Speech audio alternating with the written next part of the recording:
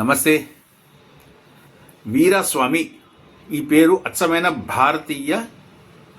ఇంకా గట్టిగా మాట్లాడితే తమిళనాడు, కర్ణాటక, తెలంగాణ, ఆంధ్రప్రదేశ్ ఈ ప్రాంతాల్లో విరివిగా పెట్టుకునే ఒక పేరు. ఈ పేరుని మనము ఈ విదేశంలో ఉన్న విదేశీయులు దీన్ని పెట్టుకోవడం అనేది ఊహించం.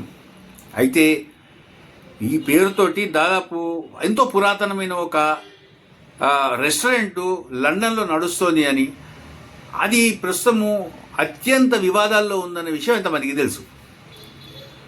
1926లో ఈ రెస్టారెంట్ స్టార్ట్ అయింది. లండన్లోని రీజెంట్ స్ట్రీట్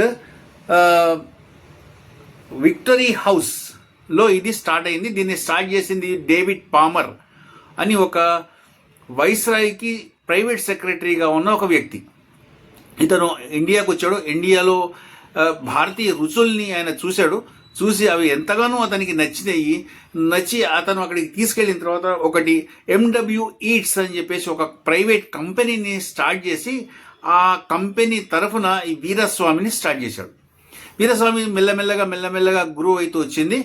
అంటే ఇది యాక్చువల్గా 2026 నెక్స్ట్ ఇయర్కి పూర్తిగా 100 సంవత్సరాలు పూర్తి చేసుకుంటుంది. పూర్తిగా 100 సంవత్సరాలు నిండుతాయి. 100 సంవత్సరాల పురాతనమైన హోటల్.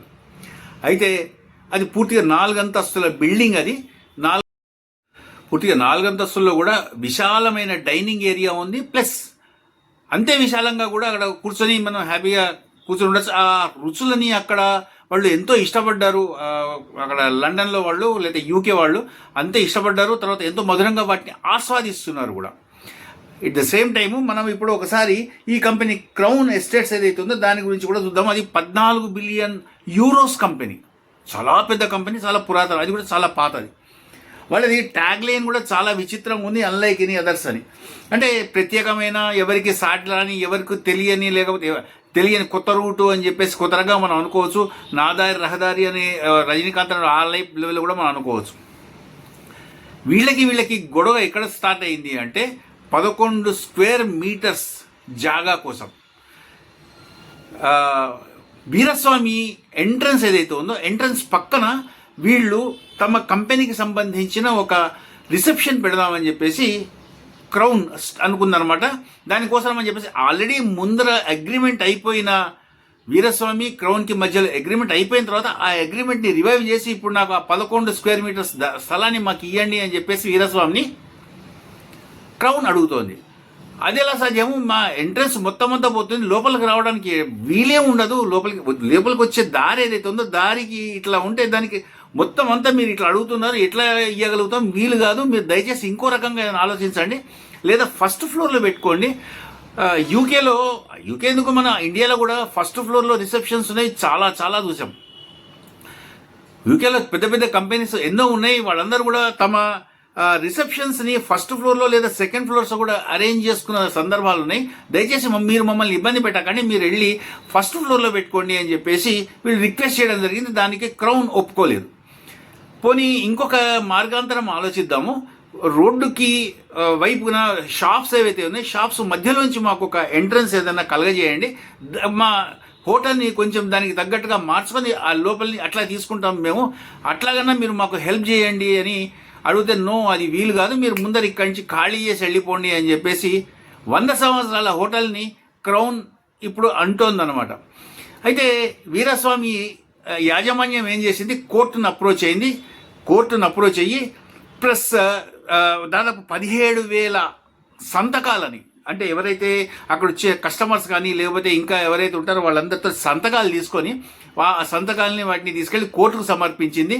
ఇప్పుడు వాళ్ళ పెద్ద ఆశ ఏదన్నా ఉందంటే కోర్టు ఒకటి, తర్వాత ఇంకొకటి గవర్నమెంట్ ఇంటర్వెన్షన్ ఏమన్నా ఉంటే అది మాత్రమే, లేదా ఈ జనాలు ఎవరైతే సంతకాలు చేశారో ఇంకా ఎవరైనా వచ్చి సపోర్ట్ చేస్తారు అని చెప్పేసి వాళ్ళు ఆశపడుతున్నారు. ఇప్పుడు ఎండబ్ల్యూ ఈట్స్ అని ఏదైతే కంపెనీ ఫ్లోట్ అయిందో కంపెనీ కింద తర్వాత చట్నీ మేరీ అని చెప్పేసి ఒక హోటల్ ఒకటి ఉంది, పెద్ద హోటల్ అది కూడా. ప్లస్ అమయ అని ఉంది ఒక హోటలు. తర్వాత వీరస్వామి ఎట్లాగో ఉంది. తర్వాత మసాలా జోన్ అని చెప్పేసి ఇంకో కంపెనీ ఉంది. ఈ హోటల్ ఉంది. ఈ హోటల్స్ అన్నీ కూడా ఎండబ్ల్యూ ఈట్స్ ఏదైతే ఉందో దాని కింద ఫ్లోట్ అయిన హోటల్స్ అనమాట. దాని హెడ్ షెఫ్ కానీ లేదా డైరెక్టర్ కానీ ఎవరైతే ఉన్నారో ఆమె పేరు కామెలియా పంజాబీ. ఆమె చాలా బాధపడుతూ ఇంటర్వ్యూస్ కూడా ఇచ్చింది. ఇది చాలా చాలా దూరం పోయింది, అనవసరంగా ఇంత పెద్ద రప్చర్ అయింది, అంత కావాల్సిన అవసరం లేదు. మాకు ఈ ఫస్ట్ ఫ్లోర్కి వెళ్ళమంటే ఫస్ట్ ఫ్లోర్కి వెళ్ళట్లేదు, రోడ్ల మధ్యలోంచి ఏదైతే ఉందో ఎంట్రన్స్, ఆ ఎంట్రన్స్ ఏమిటి, ఆ ఎంట్రన్స్ ఇవ్వట్లేదు.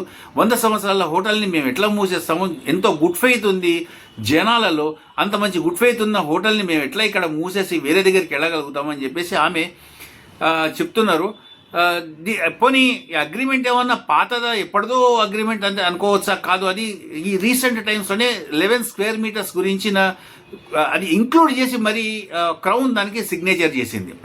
ఇప్పుడు దీన్ని భారతదేశంలో కూడా భారతీయ ప్రభుత్వం ఏదైతే ఉందో దాన్ని కూడా ఏమన్నా ఇంటర్వ్యూన్ చేసి బ్రిటిష్ గవర్నమెంట్ని వీళ్ళేమన్నా అక్కడ ప్రెషరైజ్ చేయగలుగుతారా, ప్రెషరైజ్ చేసి మనకి కావాల్సిన అవుట్పుట్ని ఏమైనా ఇవ్వగలుగుతారా అని చెప్పేసి భారత ప్రభుత్వాన్ని కూడా వీళ్ళు అప్రోచ్ చేద్దామని ట్రై చేస్తున్నారు.